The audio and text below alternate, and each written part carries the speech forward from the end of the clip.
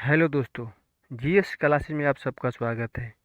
तो आज हम पढ़ेंगे विविध प्रश्न उत्तर, जिसमें हमारा चैप्टर होगा शास्त्रीय नृत्य और कला।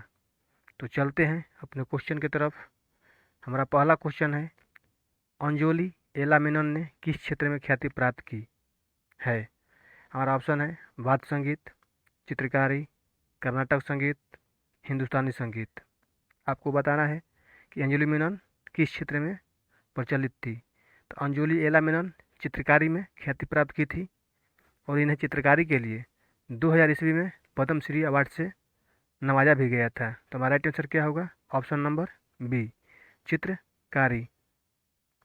तो चलते हैं अपने अगले क्वेश्चन पर। हमारा अगला क्वेश्चन है, भारतीय वोकल म्यूजिक का प्राचीन रूप है। हमारा ऑप्शन है ठुमरी, दिए गए विकल्पों में से कोई नहीं, ध्रुपद, गजल। आपको बताना है भारतीय वोकल म्यूजिक का प्राचीन रूप कौन सा है। तो भारतीय वोकल म्यूजिक का प्राचीन रूप ध्रुपद है, जो अभी तक प्रचलित है। तो हमारा राइट आंसर क्या होगा? Option number C, Dhrupad.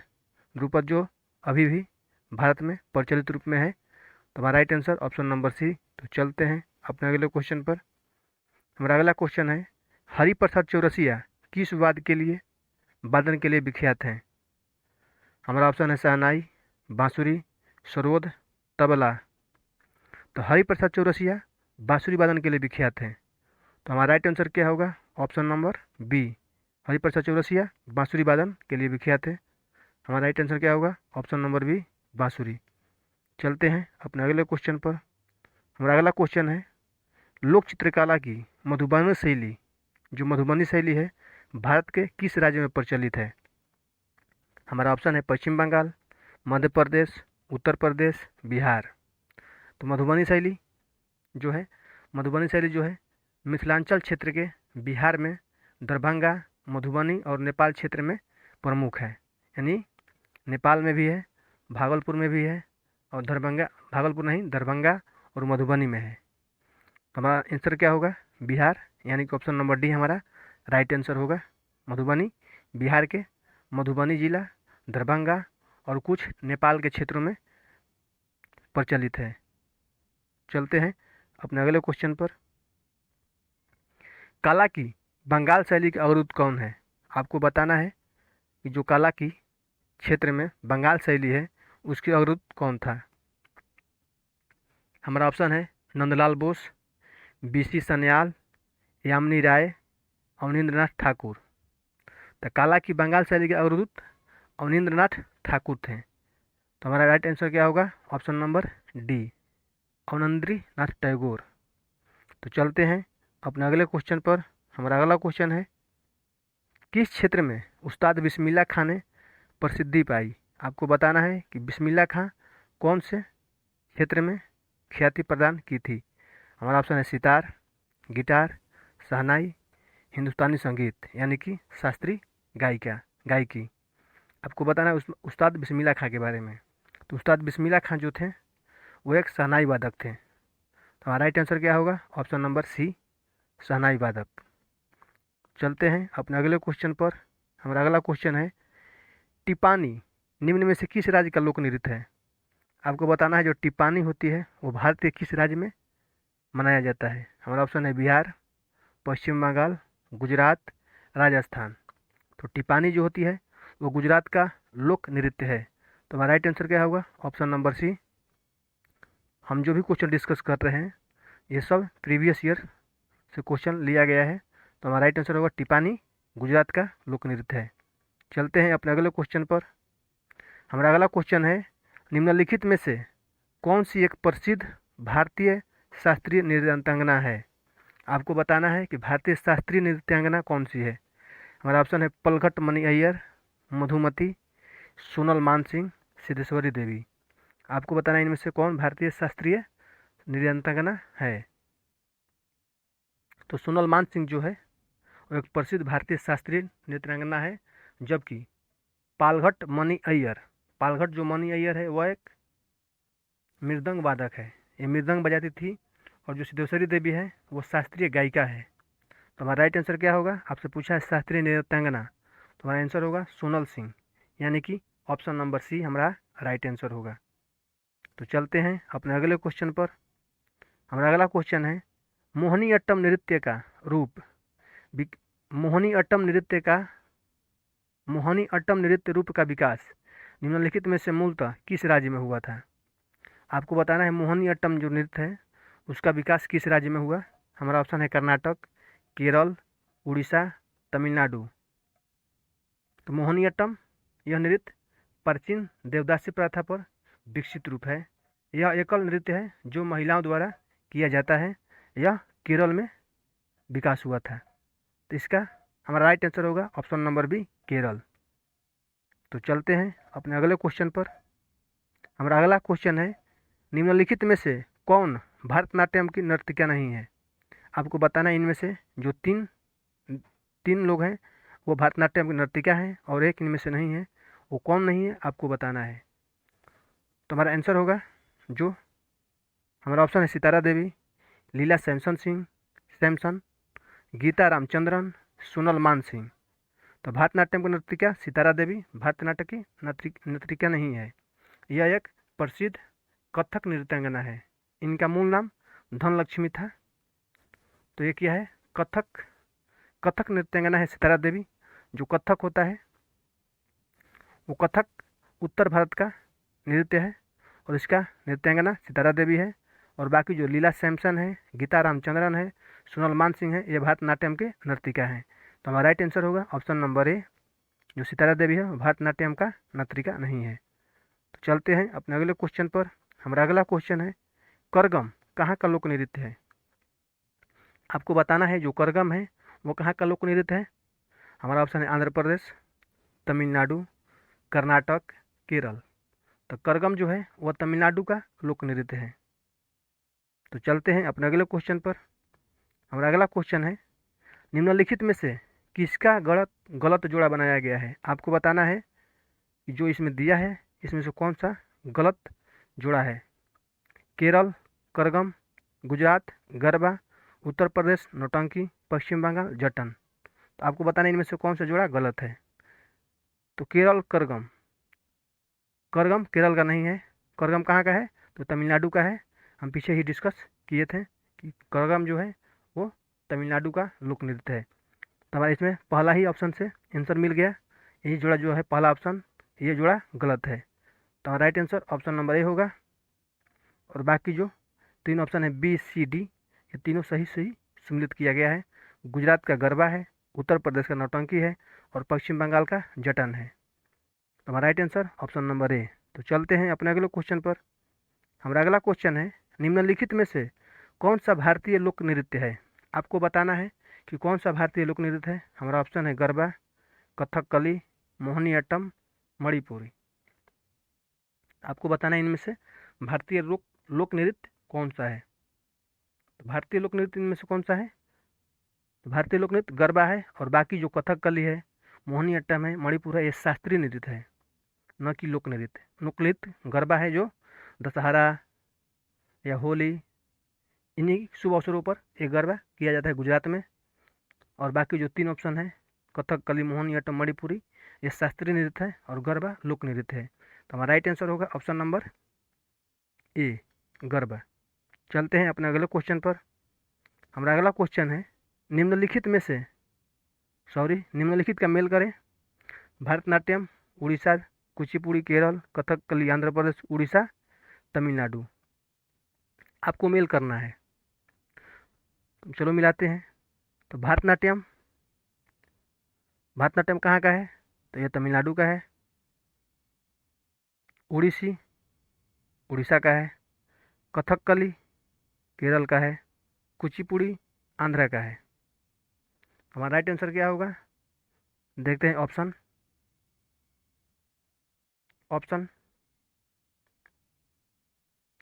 ए में 4 मिल रहा है, 4 में 1 मिल रहा है। तो पहला ही ऑप्शन से मिल जा रहा है। डी में 1 दिया है और ए में 4 दिया है। और यहाँ पर भी हमारा 1 में 4 मिल रहा है और 4 में 1 मिल रहा है। तो हमारा राइट आंसर क्या होगा, ऑप्शन नंबर ए हमारा मिल रहा है। तो हमारा राइट आंसर क्या होगा, ए। हमारा ए राइट आंसर होगा। मिलान हो गया है। तो चलते हैं अपने अगले क्वेश्चन पर। हमारा अगला क्वेश्चन है, निम्नलिखित में से कौन सा युग्म सही सुमेलित नहीं है। आपको बताना है इनमें से कौन सा सही सुमेलित नहीं है। भारतनाट्यम तमिलनाडु, कथकली कर्नाटक, उड़ीसा उड़ीसी, कुचिपुड़ी आंध्र प्रदेश। तो भारतनाट्यम तमिलनाडु का है, कथकली केरल का है। हमारा आंसर मिल जा रहा है यहीं पे। ऑप्शन नंबर बी जो है ये गलत है, कथकली केरल का है, कर्नाटक का नहीं है। और उड़ीसी उड़ीसा का है और कुचिपुड़ी आंध्र का है। तो हमारा राइट आंसर क्या होगा, ऑप्शन नंबर बी। तो चलते हैं अपने अगले क्वेश्चन पर। हमारा अगला क्वेश्चन है, निम्नलिखित में से कौन सा एक दक्षिण भारतीय नृत्य शैली है। आपको बताना है इनमें से कौन सा एक दक्षिण भारतीय नृत्य शैली है। कथकली, कथक, उड़ीसी, मणिपुरी। तो हमारा दक्षिण भारतीय नृत्य शैली कथकली है, जो केरल में मनाया जाता है। हमारा राइट आंसर क्या होगा, ऑप्शन नंबर ए, कथकली केरल में मनाया जाता है, कथक उत्तर भारत में, मणिपुरी पूर्वोत्तर भारत में, और उड़ीसी जो है उड़ीसा में, यानी कि पूरब में या पूर्वोत्तर में। तो हमारा राइट आंसर क्या होगा, ऑप्शन नंबर ए, कथकली जो है वो साउथ में मनाया जाता है, यानी दक्षिण में मनाया जाता है। हमारा राइट आंसर ए होगा। तो चलते हैं अपने अगले क्वेश्चन पर। हमारा अगला क्वेश्चन है, कथकली शास्त्रीय नृत्य किस राज्य से शुरू हुआ था। कथकली जो है शास्त्रीय नृत्य वो किस राज्य से शुरू हुआ था। तो कथकली हमारा ऑप्शन है केरल, कर्नाटक, राजस्थान, तमिलनाडु। तो कथकली शास्त्रीय नृत्य जो है वो केरल से शुरू हुआ था, यानी कि ऑप्शन नंबर ए हमारा राइट आंसर होगा। 17वीं शताब्दी में कथकली शास्त्रीय नृत्य का विकास केरल से प्रारंभ हुआ था। यहाँ पर एक राजा थे, कोटार करा नाम फुरान नाम का एक राजा थे, जिन्होंने रामनट्टम नाम का नृत्य का आविष्कार किया था, यानी खोज किया था रामनट्टम नाम का, और यहीं आगे चलकर कथकली के रूप में विस्तृत हुआ, यानी विकसित हुआ। तो हमारा राइट आंसर क्या होगा, ऑप्शन नंबर ए। तो राजा कौन थे, कोटा रकरा, कोटा रकरा थाम पुराण। इन्होंने एक रामनट्टम नाम का नृत्य का शुरुआत किया था, और यहीं आगे चलकर केरल में कथकली के नाम से जाने जाने लगा। तो हमारा राइट आंसर केरल होगा। तो चलते हैं अपने अगले क्वेश्चन पर। हमारा अगला क्वेश्चन है, निम्न में से कौन सा युग्म गलत है। घूमर राजस्थान, बिहू बिहार, भांगड़ा पंजाब, लावणी महाराष्ट्र। आपको बताना है इनमें से कौन सा गलत है। तो घूमर राजस्थान बिल्कुल सही है, भांगड़ा पंजाब ये सही है, ये भी सही है भांगड़ा पंजाब। लावणी महाराष्ट्र सही है, बिहू असम, यहाँ पर बिहार दिया हुआ है, तो इसी में यही हमारा गलत है। लेकिन हमारा राइट आंसर बी होगा, क्योंकि बिहू बिहार का नहीं असम का है। हमसे पूछा गया कौन सा युग्म गलत है, तो जो बी दिया हुआ है ये गलत दिया है, और यही हमारा आंसर होगा। तो चलते हैं अपने अगले क्वेश्चन पर। हमारा अगला क्वेश्चन है, गुरु गोपीनाथ प्रतिपादक थे। आपको बताना है जो गुरु गोपीनाथ थे वो किस के प्रतिपादक थे। हमारा ऑप्शन है कथक, कथकली, कुचिपुड़ी और भरतनाट्यम। तो गुरु गोपीनाथ जो थे वो कथकली के प्रतिपादक थे, यानी कथकली के जो कथकली जो नृत्य है जो केरल से उजागर हुआ था, उसको सर्वप्रथम गुरु गोपीनाथ ने ही शुरुआत किया था। तो हमारा आंसर होगा कथकली, यानी कि ऑप्शन नंबर बी। तो चलते हैं अपने अगले क्वेश्चन पर। हमारा अगला क्वेश्चन है, यक्षगान जो लोक नृत्य का संबंध किस भारतीय राज्य से है। आपको बताना है जो यक्षगान है वो भारत के किस राज्य से संबंधित है। आप सबको पता है कि यक्षगान किस राज्य का है। हमारा ऑप्शन है केरल, कर्नाटक, तमिलनाडु, आंध्र प्रदेश। तो यक्षगान कर्नाटक राज्य का भारतीय राज्य है, जो कर्नाटक का यक्षगान लोक नृत्य है। तो हमारा आंसर होगा ऑप्शन नंबर बी। तो चलते हैं अपने अगले क्वेश्चन पर। हमारा अगला क्वेश्चन है, निम्नलिखित में से कौन सा एक नृत्य का शास्त्रीय रूप है। आपको बताना है कि कौन सा शास्त्रीय रूप है। हमारा ऑप्शन है बांग्ला, कलबेलिया, उड़ीसी, पंडवानी। आपको बताना है इनमें से कौन सा शास्त्रीय नृत्य है। तो बांग्ला, कालबेलिया, उड़ीसी, पंडवानी। इनमें से जो हमारा आंसर होगा वो होगा ऑप्शन नंबर सी, उड़ीसी, जो एक शास्त्रीय नृत्य है, और बाकी लोक नृत्य हैं, पंडवानी, कालबेलिया, बंगला, ये सब लोक नृत्य हैं, और उड़ीसी जो है शास्त्रीय नृत्य है। तो हमारा राइट आंसर क्या होगा? Option number C. तो चलते हैं अपने अगले क्वेश्चन पर। हमारा अगला क्वेश्चन है, निम्नलिखित में से कौन सुप्रसिद्ध तबला वादक हैं? आपको बताना है इनमें तबला वादक कौन है। हमारा ऑप्शन है जाकिर हुसैन, बिक्कू बिनाय कराम, पंडित बीजी जोग, पालघाट मणि अय्यर। आप सबको पता है कि तबला वादक जाकिर हुसैन है। तो हमारा राइट आंसर क्या होगा? ऑप्शन नंबर ए। चलते हैं अपने अगले क्वेश्चन पर। निम्नलिखित में से कौन सा लोक जनजाति नृत्य कर्नाटक से संबंधित है? आपको बताना है लोक जनजातीय नृत्य जो है वो कर्नाटक से संबंधित है। हमारा ऑप्शन है यक्षगान, विधि, जात्रा, झूरा। तो आपको बताना है इनमें से कौन जो है वो लोक जनजातीय द्वारा कर्नाटक में जो लोक नृत्य है वो किया जाता है। तो जो यक्षगान है ये जनजातीय नृत्य है, तो ये कर्नाटक से संबंधित है। तो हमारा राइट आंसर होगा ऑप्शन नंबर ए। तो चलते हैं अपने अगले क्वेश्चन पर। हमारा अगला क्वेश्चन है, निम्नलिखित में से कौन सा एक कर्नाटक संगीत का रूप नहीं है? आपको बताना है इनमें से कौन सा एक है जो कर्नाटक संगीत का रूप नहीं है। हमारा ऑप्शन है कीर्ति, थिलाना, श्लोकम, टप्पा। आपको बताना है कि ये कौन सा ये कर्नाटक संगीत का रूप नहीं है। कृति, थिलाना, श्लोकम, टप्पा। तो हमारा राइट आंसर होगा टप्पा। जो टप्पा है वो पंजाबी संगीत का रूप है। टप्पा जो है ये पंजाब में एक संगीत का रूप है, तो ये कर्नाटक संगीत का रूप नहीं है, ये उत्तर भारत का संगीत रूप है। तो हमारा राइट आंसर क्या होगा? Option number D. और बाकी सब कर्नाटक संगीत का रूप है। ये हिंदुस्तानी संगीत का टप्पा जो है हिंदुस्तानी संगीत का है, हिंदुस्तानी संगीत का रूप है। भारत में दो तरह की संगीत होती है, एक होती है कर्नाटक संगीत और दूसरा होता है हिंदुस्तानी संगीत। तो कर्नाटक संगीत में ये तीनों आता है, और बाकी जो टप्पा है ये हिंदुस्तानी संगीत में आता है, जो पंजाब का एक मशहूर संगीत है टप्पा। तो हमारा right answer option number D. तो चलते हैं अपने अगले क्वेश्चन पर। हमारा अगला क्वेश्चन है, निम्न में से कौन एक प्रसिद्ध गायक है? हमारा ऑप्शन है कौशल्या रेड्डी, मंजीत बावा, राजा रवि वर्मा, पंडित जसराज। तो आपको बताना है इनमें से कौन एक प्रसिद्ध गायक हैं। तो कौशल्या रेड्डी, मंजीत बावा, राजा रवि वर्मा, पंडित जसराज। तो हमारा आंसर होगा ऑप्शन नंबर डी, जसराज। जो जसराज है ये इनका संबंध हिंदुस्तानी शास्त्रीय संगीत से है। हिंदुस्तानी शास्त्रीय संगीत से पंडित जसराज का संबंध है, जो मेवाती घराना से है। पंडित जसराज जो हैं ये शास्त्रीय हिंदुस्तानी संगीत से संबंधित है, जो मेवाती घराना से हैं। तो हमारा राइट आंसर होगा ऑप्शन नंबर डी। तो चलते हैं अपने अगले क्वेश्चन पर। निम्नलिखित में से कौन सा युग्म सही नहीं है? आपको बताना है इनमें से कौन सा सही युग्म नहीं है। हमारा ऑप्शन है अमीर खुसरो श्रुतवादक, भीमसेन जोशी गायन, उत्पल दत्त फिल्म, शंभू महाराज कथक। तो शंभू महाराज कथक से थे, ये बिल्कुल सही है। उत्पल दत्त फिल्म से थे, ये भी सही है। भीमसेन जोशी गायन के क्षेत्र से थे, ये भी सही है। और अमीर खुसरो जो थे वो श्रुतवादक नहीं थे, अमीर खुसरो सितार वादक से थे। अमीर खुसरो सितार बजाते थे, श्रुत नहीं बजाते थे। तो हमारा राइट आंसर ऑप्शन नंबर ए होगा। जो अमीर खुसरो थे वो सितार बजाते थे, श्रुत वादक नहीं थे। हमसे पूछा गया है कि कौन सा युग्म सही नहीं है, तो हमारा ऑप्शन नंबर ए जो दिया है ये सही नहीं है। हमारा राइट आंसर ये होगा। तो चलते हैं अपने अगले क्वेश्चन पर। हमारा अगला क्वेश्चन है, चंडीगढ़ का रॉक गार्डन किसका बनाया हुआ है? आपको बताना है जो चंडीगढ़ में रॉक गार्डन है उसे किसने बनाया था।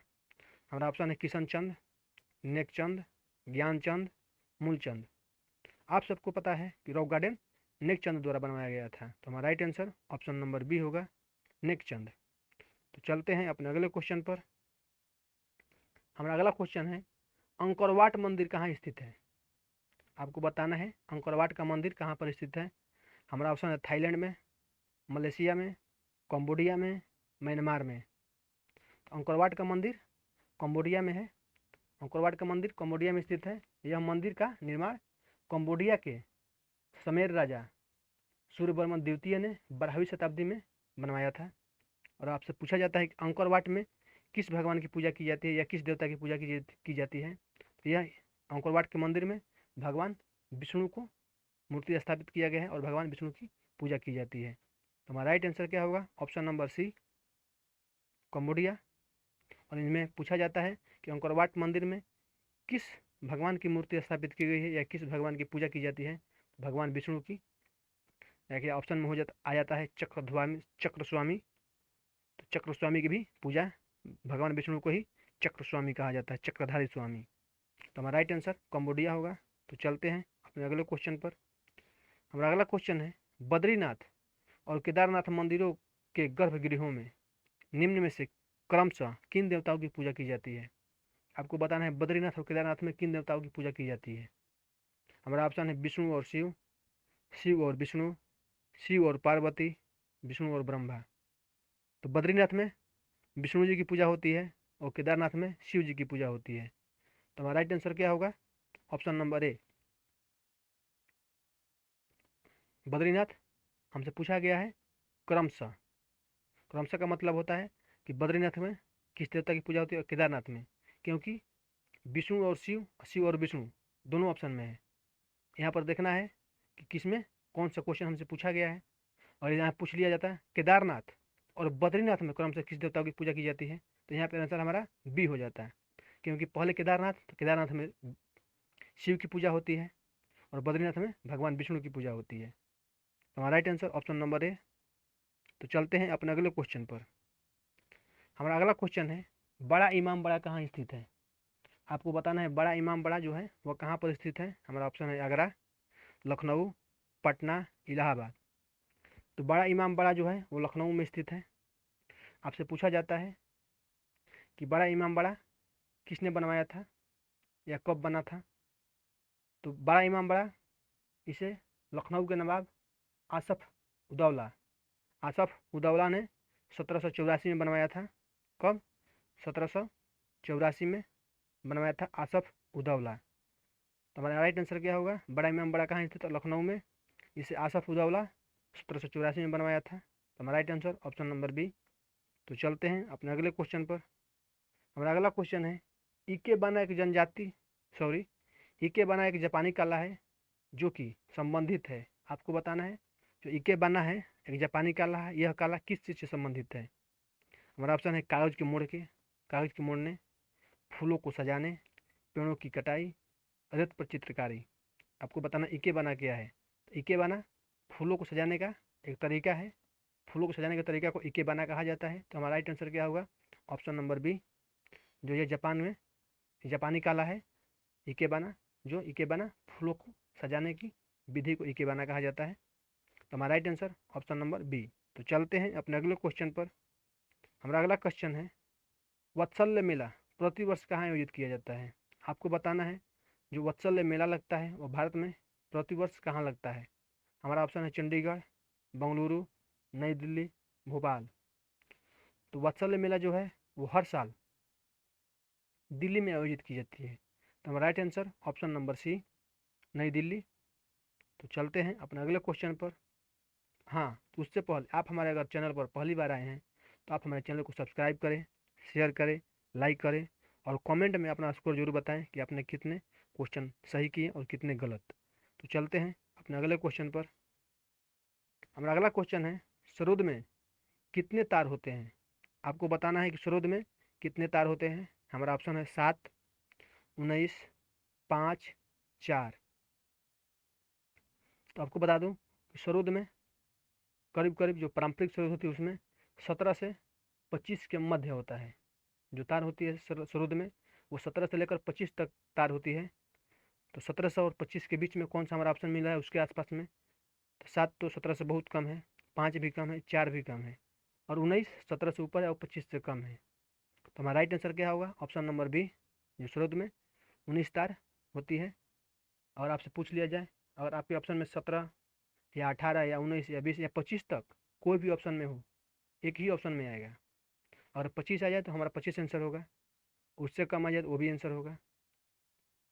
हमारा right answer option number B right answer होगा। और आपसे पूछ लिया जाए अगर इसमें सरोद में तारीख कितनी होती है, तो 17 से 25 के बीच में होती है। 17 से 25 के बीच में होती है सरोद में तारे। तो चलते हैं अपने अगले क्वेश्चन पर। भीलों की प्रसिद्ध लोक नाटक का नाम क्या है? आपको बताना है जो भील की प्रसिद्ध लोक नाटक है उसका नाम क्या है। हमारा ऑप्शन है गौरी, सवांग, तमाशा, रम्मत।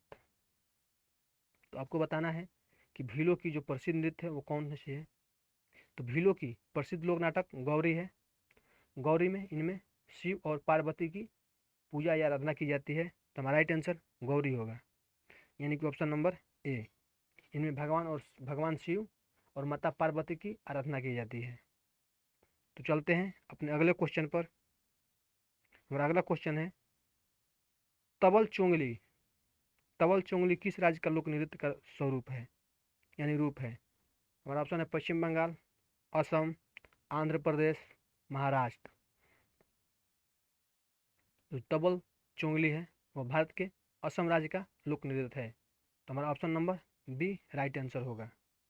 ये जितना भी क्वेश्चन हम लोग डिस्कस कर रहे हैं ये सब प्रीवियस ईयर से क्वेश्चन लिया गया है। तो हमारा राइट आंसर होगा असम का लोक नृत्य तबल चोंगली है। तो चलते हैं अपने अगले क्वेश्चन पर। हमारा अगला क्वेश्चन है हमारे राष्ट्रीय चिन्ह के नीचे जो आदर्श वाक्य क्या है। आपको बताना है जो हमारा राष्ट्रीय चिन्ह है उसके नीचे एक आदर्श वाक्य लिखा रहता है, वो आदर्श वाक्य कौन सा है। हमारा ऑप्शन है सत्यम शिवम, सत्यम शिवम सुंदरम, सत्यमेव जयते, जय हिंद। तो हमारे राष्ट्रीय चिन्ह के नीचे सत्यमेव जयते वाक्य लिखा रहता है। तो हमारा right answer option number C होगा। तो चलते हैं अपने अगले क्वेश्चन पर। हमारा अगला क्वेश्चन है गीत और नृत्य द्वारा अपनी जीविका उपार्जित करने वाली एक दक्षिणी राजस्थान जनजाति कौन सी है। राजस्थान के दक्षिण में एक जनजाति रहती है जो अपनी जीविका गीत और नृत्य द्वारा उपार्जित करके अपना जीवन व्यतीत करती है। वो जनजाति कौन सी है। हमारा ऑप्शन है माया, मूर, खांसी, ग्रासिया। तुम्हारा आंसर होगा ग्रासिया। जो ग्रासिया जनजाति है वो गीत और नृत्य द्वारा अपनी जीविका उपार्जित करती है और यह दक्षिण राजस्थानी जनजाति है। तो हमारा right answer option number D होगा, ग्रासिया। तो चलते हैं अपने अगले क्वेश्चन पर। हमारा अगला क्वेश्चन है निम्न में से कौन सा लोक नृत्य जम्मू एवं कश्मीर से संबंधित है। आपको बताना है कि कौन सा नृत्य जम्मू कश्मीर से संबंधित है। हमारा ऑप्शन है झोरा, विधि, रऊफ, सुई सिनी। सुई सिनी। तो आपको बताना है इनमें से कौन सा जो नृत्य है जो जम्मू कश्मीर में संबंधित है। तो हमारा राइट आंसर होगा रऊफ, यानी कि ऑप्शन नंबर सी हमारा राइट आंसर होगा। रऊफ जो है वो जम्मू कश्मीर का एक लोक नृत्य है। ऑप्शन नंबर सी हमारा राइट आंसर। तो चलते हैं अपने अगले क्वेश्चन पर।